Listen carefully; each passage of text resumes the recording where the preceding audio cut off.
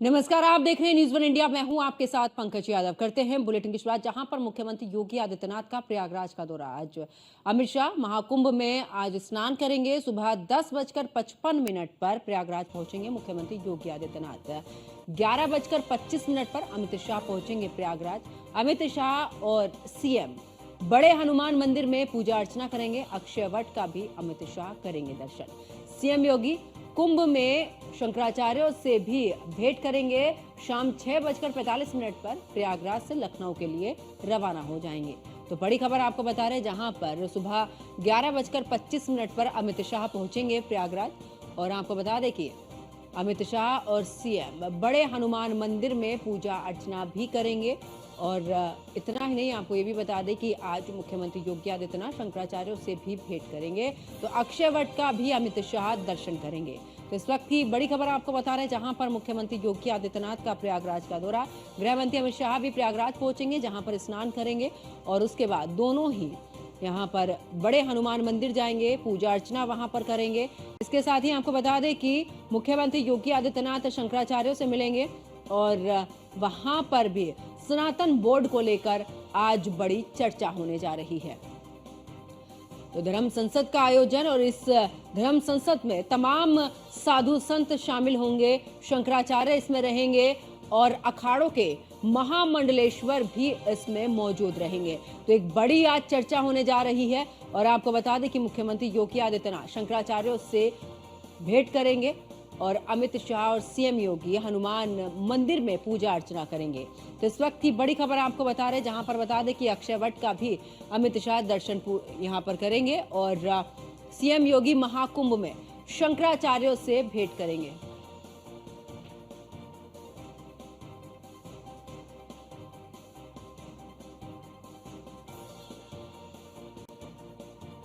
तो सीएम योगी का प्रयागराज का दौरा आज, और आपको बता दें कि इस दौरे के दौरान आज शंकराचार्यों से भेंट। गृह मंत्री अमित शाह भी महाकुंभ पहुंचेंगे और वहां पर स्नान करेंगे। आस्था की डुबकी यहां पर गृह मंत्री अमित शाह लगाएंगे। तो आपको बता दें कि सुबह 10:55 पर प्रयागराज पहुंचेंगे मुख्यमंत्री योगी आदित्यनाथ। उसके बाद गृह मंत्री अमित शाह भी पहुंचेंगे। और 11:25 का समय अमित शाह और सीएम बड़े हनुमान मंदिर में पूजा अर्चना भी करेंगे।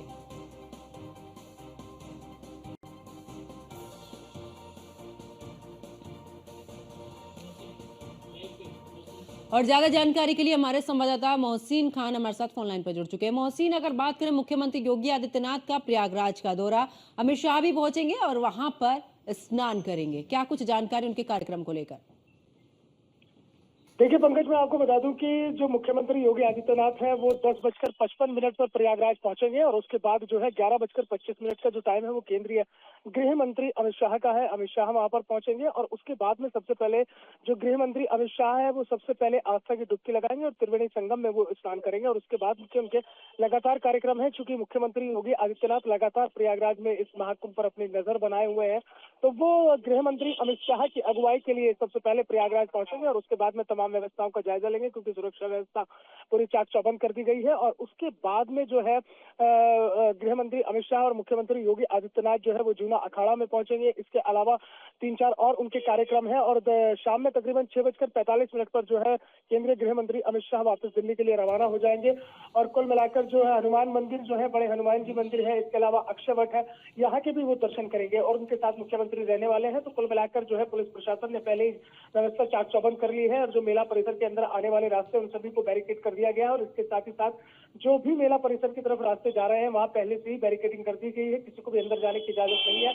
और चूंकि त्रिवेणी संगम पर जो है स्नान करेंगे केंद्रीय गृह मंत्री अमित शाह, तो इसलिए जो त्रिवेणी संगम है उसके आसपास भी जो जल पुलिस है और उसके अलावा एनडीआरएफ के जवान है उनकी तैनाती कर दी गई है और मोटर बोट के जरिए तमाम व्यवस्थाओं का जायजा लिया जा रहा है। चप्पे चप्पे पर जो है मोटर बोट पर पुलिस पीएससी के जवानों को तैनात किया गया और उसके अलावा जो उनकी सिक्योरिटी है वो भी पूरी तरह से डिप्लॉय कर दी गई है। तो कुल मिलाकर आज जो है बिल्कुल बड़ा महत्वपूर्ण मोहसिन, दिन है। लेकिन ऐसे में आज धर्म संसद भी होगी और वहां पर भी तमाम साधु संत पहुंचेंगे। शंकराचार्यों से भी मुख्यमंत्री योगी आदित्यनाथ भेंट करेंगे। देखिए, बिल्कुल जाहिर तौर पर जो है सेक्टर 17 में जो है ये धर्म संसद होने जा रही है। तकरीबन 12 बजे धर्म संसद शुरू हो जाएगी और इसमें जो है अखाड़ा परिषद के अध्यक्ष रविंद्रपुरी जी महाराज, उसके अलावा बालक गिरीश जी महाराज हैं और उसके साथ ही साथ कई और अखाड़ों के जो आचार्य महामंडलेश्वर हैं वो भी इसमें पहुंचेंगे, साधु संत पहुंचेंगे, क्योंकि लगातार जो मांग की जा रही है कि वो जो है सनातन बोर्ड की जो मांग की जा रही है उसमें तमाम जो चारों शंकराचार्य हैं वो शंकराचार्य भी इस धर्म संसद में शामिल होने वाले हैं, क्योंकि एजेंडा पहले ही क्लियर है और ये पहले ही तय हो गया था कि महाकुंभ में जो है 27 जनवरी को धर्म संसद होगी और धर्म संसद के जरिए जो है वक्फ बोर्ड को खत्म करना और सनातन बोर्ड की स्थापना करना, ये दो महत्वपूर्ण मांगे होंगी। क्योंकि लगातार ये आरोप लग रहे हैं कि जो वक्फ बोर्ड है वो हिंदुस्तान के अंदर जमीन कब्जाने का बोर्ड बन चुका है, तो इसलिए जो है सनातन बोर्ड की स्थापना होनी चाहिए, सनातन बोर्ड बनना चाहिए। इसको लेकर तमाम साधु संत जो है वो एक मत है, एक राय है। तो इस तरह से जो है उससे पहले चूंकि मुलाकात करेंगे तो वो जूना अखाड़े में मुलाकात होने वाली है केंद्रीय गृह मंत्री अमित शाह की और मुख्यमंत्री योगी आदित्यनाथ की, और उसके अलावा जो कई 2-3 शिविर है उसका भी उद्घाटन करेंगे। तो कुल मिलाकर धर्म संसद भी काफी महत्वपूर्ण हो जाएगी और आज इस धर्म संसद से ही यह फैसला निकलेगा कि सनातन बोर्ड को लेकर किस तरह की रूपरेखा होगी और किस तरह से सनातन बोर्ड की स्थापना की जाएगी, क्या क्या उसमें बिंदु रहने वाले हैं। क्योंकि इस एजेंडे को साधु संत और जो आचार्य महामंडलेश्वर है जो धर्म संसद की लगातार मांग कर रहे हैं वो पहले ही मुख्यमंत्री योगी आदित्यनाथ को अपने एजेंडे से अवगत करा चुके हैं। तो कुल मिलाकर अब जो धर्म संसद 12 बजे शुरू होगी सेक्टर 17 में जो अखाड़ा क्षेत्र के पास ही है, तो वहां पर उस सभी की नजरें टिकी होंगी कि आज इस धर्म संसद से क्या एक फैसला निकलने वाला है। पंकज, बिल्कुल। और मोहसिन, क्योंकि देख भी रहे धर्म संसद को लेकर भी, लेकिन दूसरी तरफ सनातन बोर्ड को लेकर भी तमाम राजनीति यहाँ पर हो रही है और हमने देवकीनंदन ठाकुर महाराज जी का वो बयान भी सुना जिसमें उन्होंने सीधे तौर पर कहा कि ये तो बनकर ही रहेगा।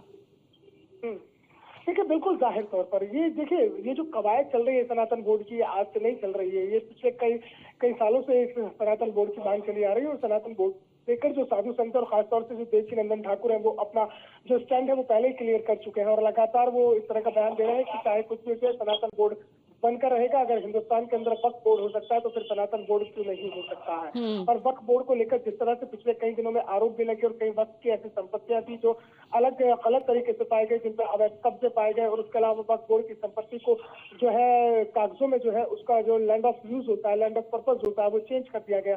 तो इस तरह के तमाम चीजें निकलकर सामने आए, इस तरह के तमाम आरोप निकलकर सामने आए, तो उसको लेकर ही जो है सनातन बोर्ड की जो मांग है वो पुरजोर तरीके से उठ रही है। और सनातन बोर्ड की असल में देखिए आज जो धर्म संसद है उसमें यही तय होना कि सनातन बोर्ड की रूपरेखा क्या होगी, सनातन बोर्ड में किन किन बिंदुओं को शामिल किया जाएगा और सनातन बोर्ड किस तरह से जो उन तमाम तरह की चीजें होंगी उनको सबको इसमें शामिल किया जाएगा। और एक बहुत बड़ी यहाँ पर एक मांग और उठने वाली है पंकज, जिस पर लगातार चर्चा चल रही है कि सनातन बोर्ड के साथ साथ जो हिंदू राष्ट्र है, हिंदू राष्ट्र की मांग जो चली आ रही है कि हिंदू राष्ट्र घोषित किया जाए, उसको लेकर भी चर्चा होगी। तो कुल मिलाकर 2 बिंदु रहने वाले हैं धर्म संसद में, एक सनातन बोर्ड और दूसरा हिंदू राष्ट्र का। लेकिन सबसे ज्यादा जो चर्चा है, सबसे ज्यादा महत्वपूर्ण जो चर्चाओं में है वो इस वक्त सनातन बोर्ड। बिल्कुल मोहसिन, क्योंकि 29 जनवरी को यहाँ पर अमृत स्नान, सबसे बड़ा अमृत स्नान मौनी अमावस्या है, वहां पर तमाम श्रद्धालु पहुंच रहे हैं।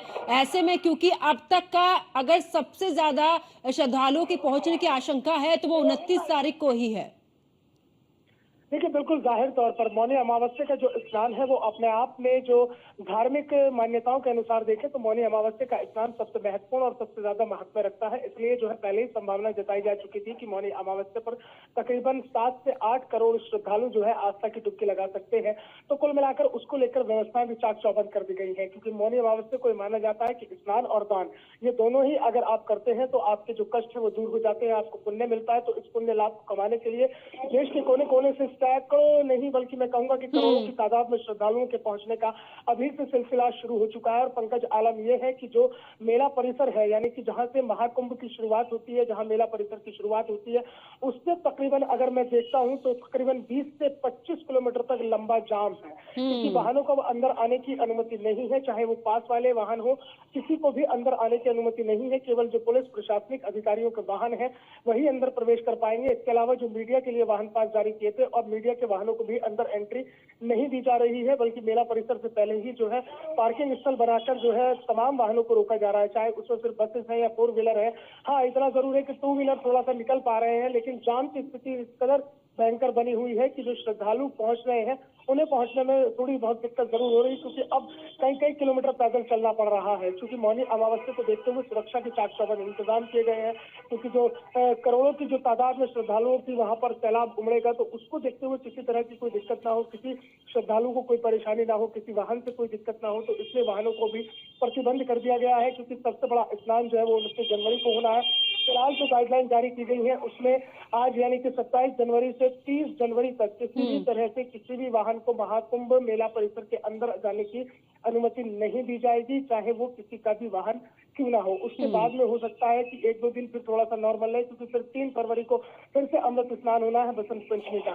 क्योंकि 3 अमृत स्नान से एक अमृत स्नान हो चुका है, एक 29 जनवरी को होना है और तीसरा जो है वो 3 फरवरी को होना है।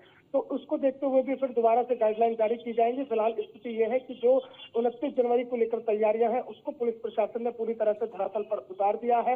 जगह जगह चेकिंग की जा रही है। इसके अलावा 7 लेयर सिक्योरिटी जो प्लान था वो पूरी तरह से ग्राउंड पर है, जगह जगह बैरिकेडिंग की गई है और उसके साथ ही साथ जो जल पुलिस है और उसके साथ जो अन्य सुरक्षा कर्मी है उन सबको पूरी तरह से मुस्तैद कर दिया गया। और मौनी अमावस्या ये पहला स्नान होगा जिसमें जो इंडियन आर्मी है उनके जवानों को भी वहां तैनाती की गई है। इंडियन आर्मी के जवानों को भी अलग अलग जगह पर तैनात किया गया है और उसके साथ ही साथ अलर्ट मोड पर सबको रखा गया है। और एनएसजी कमांडो का कवच तो पहले से ही चला आ रहा है। और सबसे बड़ी बात यह है कि जो उत्तर प्रदेश की एटीएस की टीम है उसमें मेल और फीमेल दोनों एटीएस टीमों को यहाँ पर डिप्लॉय किया गया है। तो कुल मिलाकर जल, नभ और थल तीनों ही जगह से जो है सुरक्षा का एक ऐसा खाका खींचा गया ताकि श्रद्धालुओं को किसी तरह की कोई दिक्कत ना हो, किसी तरह की कोई परेशानी ना हो और मौनी अमावस्या का जो स्नान है वो सकुशल संपन्न हो, यही सबकी कामना है और यही सबकी आस्था है। और इसी बिल्कुल। आस्था को लेकर जो करोड़ों श्रद्धालु हैं वो यहाँ पहुंच रहे हैं। बहुत बहुत शुक्रिया मोहसिन खान हमारे साथ जुड़ने के लिए, तमाम जानकारी साझा करने के लिए।